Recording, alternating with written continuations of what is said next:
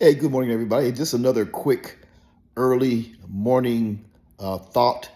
Um, Sitting here watching my favorite news network, Newsmax, and a comment was made, and this comment spurred this thought for me. The comment was about the fact that Kamala Harris, being a strong, proud woman, how the fact that this interview, her first interview probably in 38 days, has been 38 days as of today, um, when she's agreed to do the interview, but she's gonna want to have uh, her pick for vice president, Mr. Walz, to be with her during the interview.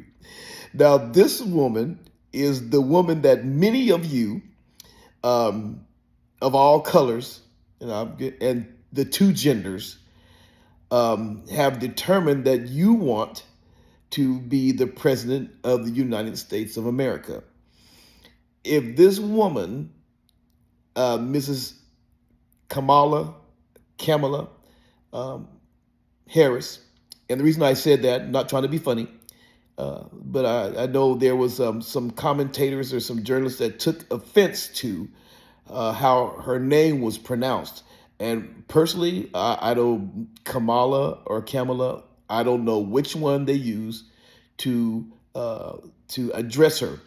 But with all due respect for the vice president, the sitting vice president of the United States, who is has been put in position, not elected to be in position or chosen to be in position, but has been put in position to be the runner for the United States of America. They want to say this is the first, she would be the first black female president.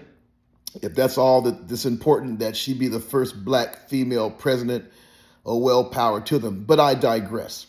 So this CNN interview that is supposed to take place, I believe, by the end of the month, because she promised that she would do an interview and let people know what her um, policies were by the end of the month. The end of the month is the 31st, which is on this coming Saturday. Excuse me. So the question is, and the thought is, and it's a really good observation, why does she need a man to sit with her at the interview? Why does Kamala Harris have to have um, Walz, her pick for vice president, to be with her during this interview? Keep in mind, as the president of the United States, if she has to go to a foreign country and speak to a foreign leader, a dictator, you know, about our stance as the United States of America based on what's going on the global scene, she would have to do that by herself. Walz is not going to be able to be with her. Tim Walz is not going to be able to be with her when she has to go to these very powerful meetings. The leaders, once again, of the countries around this globe. She's gonna have to do that by herself as the president of the United States, just as all other presidents have had to do.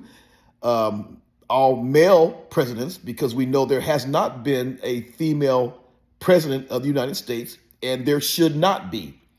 And this is proof positive why there should not be. I don't care how intelligent they say that Miss Kamala Harris is.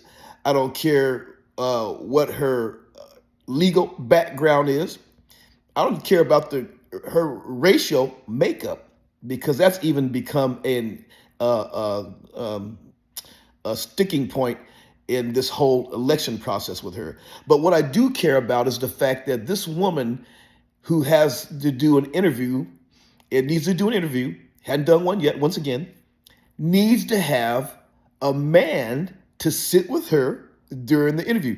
All of you out there, All of you out there must question this. You must question the fact that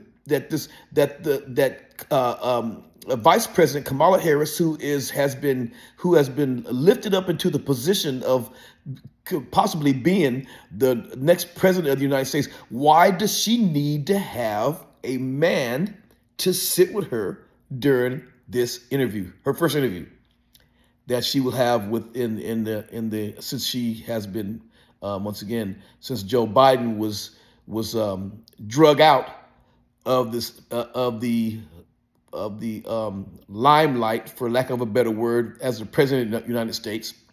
It has been relegated to being out to pasture, and now Kamala Harris has been put in position to be possibly the next president of the United States of America. But she has to have a man to sit with her in her interview. He's going to be there to do what? If she's going to be the president, she should be able to answer all the questions, any hard questions that come. She should be able to answer those questions. She should be the one that tells us in that interview what she plans to do for us, the citizens of the United States of America, not for illegal aliens that are coming across the border, but for us, the citizens of the United States of America. She has to be able to elaborate. She has to be able to speak on the position clearly so that we can understand exactly what her intentions are as the president of the United States. And she needs to do this in such a manner to where she shows the ability to be able to do that, to be the president of the United States. She should not have to have Mr. Walz with her.